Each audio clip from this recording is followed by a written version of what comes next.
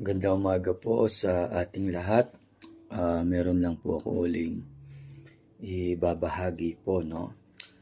Ito po ay tanda ng isang tunay na Kristiyano o nakakilala sa Panginoon po, no?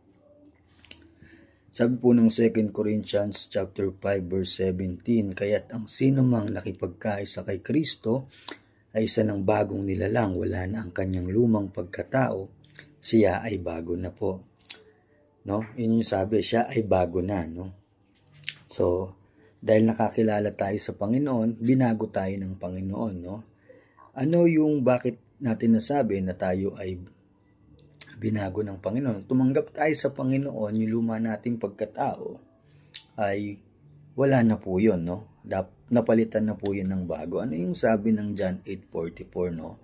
Sinabi po doon, kayo ay sa inyong amang dyablo, na ama ng kasinungalingan. Yun po ang binanggit ng banal na kasulatan sa John 8:44, no? Pangalawa, dapat hindi tayo nagpapadaya sa dyablo. Yung dyablo po, no?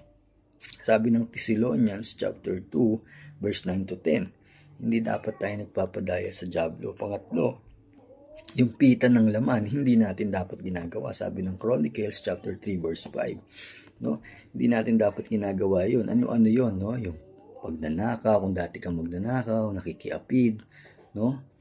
O yung nakikipagtalik sa kahit kani-kanino, no? Na hindi mo asawa, no?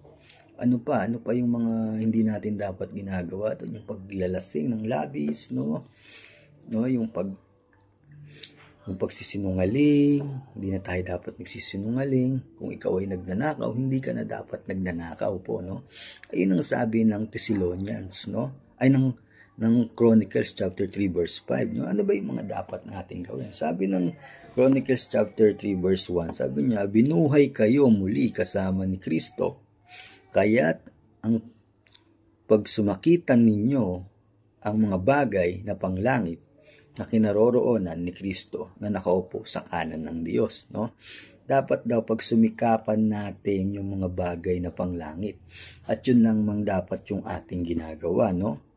At hindi yung kung ano-ano yung ating ginagawa.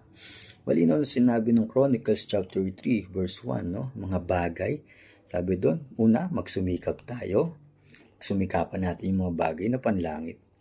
Pangalawa, sinabi niya po sa chapter 3 verse 2 ng Chronicles, sabi niya doon, dapat meron tayong pag-iisip na panglangit, no? Dapat yung pag-iisip natin ay nasa panglangit, no?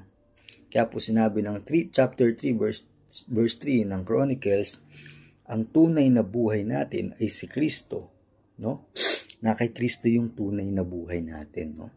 Kaya dapat pinagsusumikapan natin yung mga bagay na panglangit at hindi yung mga bagay na panglupa, no? Yamang si Kristo ay naging kahati natin, no? Sa karangalan doon sa langit, no? Sabi po yun ng chapter 3 verse 4 ng Chronicles, no? Kaya kung tayo po ay isang tunay na ligtas, nakakilala sa Panginoon, kailangan meron na tayong panibagong buhay, no? Hindi na po tayo yung sa John 8:44, no? Kayo ay sa inyong amang dyablo. At kung bakit nasabing ang dating ama natin ay dyablo, kasi sabi po nung di pa tayo tumatanggap, yun po yung totoo. Pero dahil tumanggap tayo sa Panginoon at isa sa pangako niya, no, sa John 1:12, sabi doon, ngunit ang lahat ng tumanggap at nanalig sa Kanya ay binigyan niya ng karapatang maging anak ng Diyos, no? Ang dating ama natin ay dyablo, nilipat tayo, ang ama na natin ay ang Diyos, no? Kaya maraming salamat po sa inyong pakikinig. Kaya ang sabi po ng Chronicles, pagsumikapan natin yung mga bagay na panglangit. Yun lamang po. God bless po.